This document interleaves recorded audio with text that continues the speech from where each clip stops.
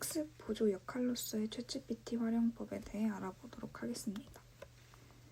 저는 문제풀이, 학습하기, 주의점, 추가적인 팁 이렇게 구성되어 있습니다. 먼저 챗GPT는 문제를 푸는 과정에서 활용할 수 있습니다. 우리가 수학 문제를 질문하는 앱이 있는 것처럼 동일한 방식으로 사진이나 텍스트를 통해 문제를 제시하고 풀이를 요청하면 그에 대한 풀이를 알려줍니다. 그리고 이 풀이를 내가 원하는 대로 되게 자세하고 길게 설명해 달라고 하거나 혹은 이런 세부적인 계산 과정은 제외하고 간결하게 알려달라는 식으로 요청할 수 있습니다. 그렇다면 왜 챗GPT를 이용해서 문제풀이를 하는 게 좋을까요? 다른 문제풀이 앱과는 다르게 그 문제풀이를 하면서 생긴 궁금증 그리고 더 나아가 문제를 풀기 위해 알아야 하는 개념까지 질문할 수 있기 때문인데요. 이렇게 문제를 풀면서 든 의문점을 질문하면 그에 대한 답도 되게 자세하게 설명해주고 추가적으로 알아야 될 개념 그리고 최종적으로 정리해서 마지막에 설명까지 해줍니다. 두 번째로 학습하는 과정에서 챗GPT를 활용할 수 있는데요. 개념을 이해하는 과정에서 그리고 그 개념을 심화학습하는 과정에서 사용할 수 있습니다. 우리가 사용하는 대학 교재를 보면 아주 두껍거나 많은 내용이 담겨 있잖아요. 그래서 쉽게 이해되지 않고 때로는 너무 어렵게 느껴지기도 합니다.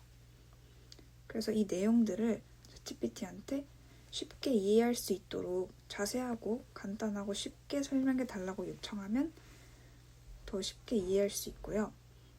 심화편에서는 이렇게 쉽게 설명해 달라고 요청한 내용을 토대로 생긴 궁금증이나 그리고 그 질문하면서 학습한 내용을 바탕으로 더 확장시켜 이해하고 더 심화적인 부분에 대해 실시간으로 질의응답을 하며 이해할 수 있습니다. 이렇게 기본적인 개념은 이런 개념이 정확히 뭐야?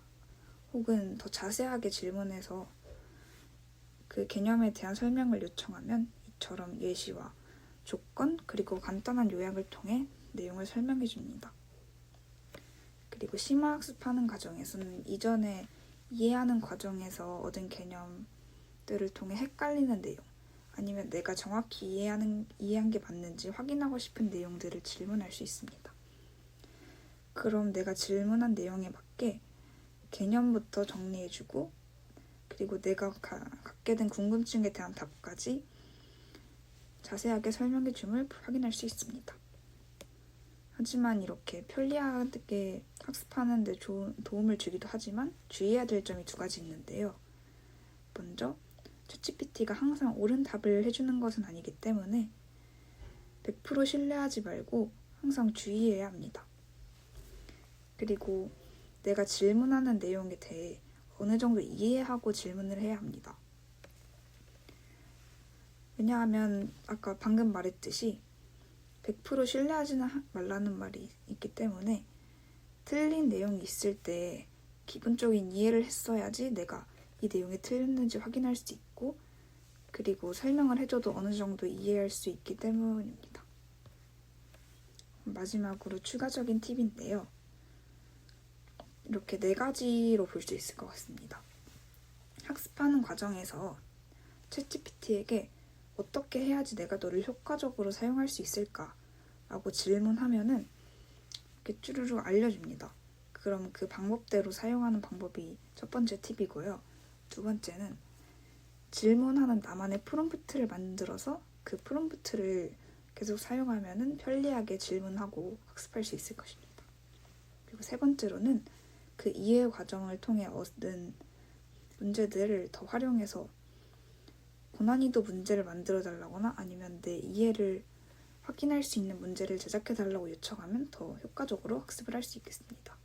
그리고 마지막으로 챗GPT에 있는 공부 모드를 사용하면 학습하는 과정에서 더 효과적으로 챗GPT를 활용할 수 있을 것입니다. 네, 모두 이번 영상을 통해서 챗GPT를 학습 과정에서 어떻게 활용하면 좋을지 과정을 잘 이해하고 활용할 수 있으면 좋겠습니다. 감사합니다.